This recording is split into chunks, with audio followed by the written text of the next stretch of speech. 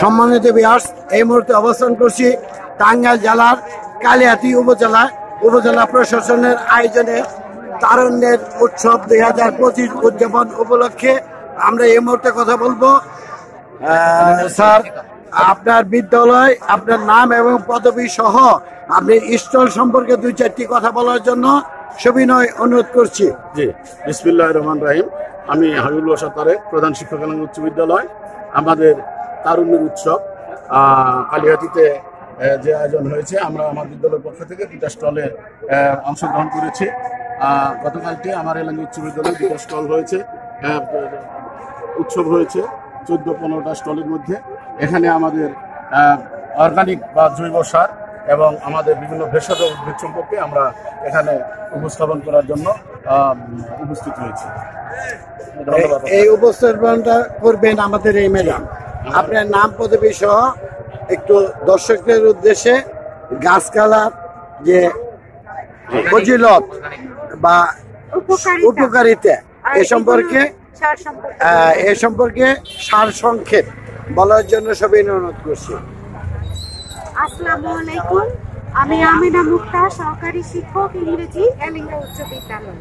তো আমরা আজকে অর্গানিক সার কিভাবে প্রস্তুত করতে হয় এবং কিভাবে ব্যবহার করতে হয় এবং কি অর্গানিক পদ্ধতিতে কিভাবে কীট পতঙ্গ ধ্বংস করতে হয় বা নিধন করতে হয়, এই বিষয়গুলো নিয়ে এসেছি। সাথে নিয়ে এসেছি অনেক, আপনারা দেখতে পাচ্ছেন যে অনেক ভেষজ উদ্ভিদ আমরা নিয়ে এসেছি, যেগুলো মানুষের রোগ প্রতিরোধে কিংবা রোগ নিরাময়ে এগুলো কাজ করে, এগুলো নিয়ে এসেছি। তো আমি প্রথমেই অর্গানিক সারের সাথে পরিচয় করিয়ে দিচ্ছি।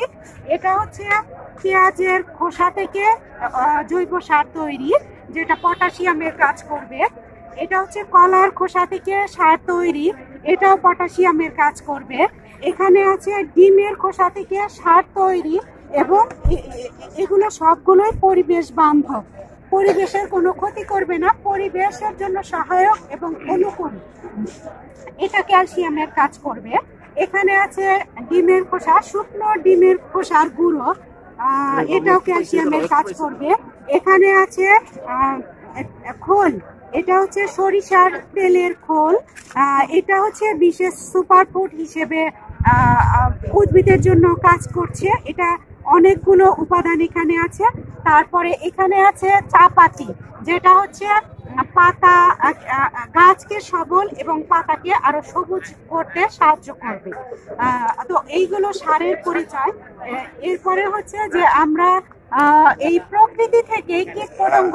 আপনার কাছে একটু সবিনয় প্রশ্ন করতে যাচ্ছি, চা পাতিটা কি ওই কেনা চা পাতি না খাওয়ার পর অবশিষ্ট অংশ? এটা হচ্ছে খাবার পর যেটা অবশিষ্ট আমরা ফেলে দেই, সেই চা পাতি আমরা সরাসরি ব্যবহার করতে পারবো না।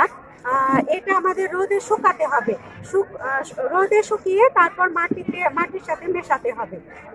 যেটা আমরা খাবার পর উচ্ছিষ্ট থাকে সেটা, আর যেটা কেনা ওটাও ব্যবহার করা যাবে। আর কিছু জানতে চাচ্ছি, আপনি ডিমের খোসাকে বলছেন ক্যালসিয়াম, জি, ক্যালসিয়াম কি মানুষের জন্য না উদ্ভিদের জন্য? উদ্ভিদের জন্য। হ্যাঁ, ধন্যবাদ। এই মুহূর্তে আপনারা দেখছেন, আপনার পরিচয়? আমি আবুল খায়ের, শিক্ষক এলাকা উচ্চ বিদ্যালয়। আপনি? আরিফুল ইসলাম, সহকারী শিক্ষক এলাকা উচ্চ বিদ্যালয়। আমি হাবিবুল বাশার তারেক, প্রধান শিক্ষক এলাকা উচ্চ বিদ্যালয়।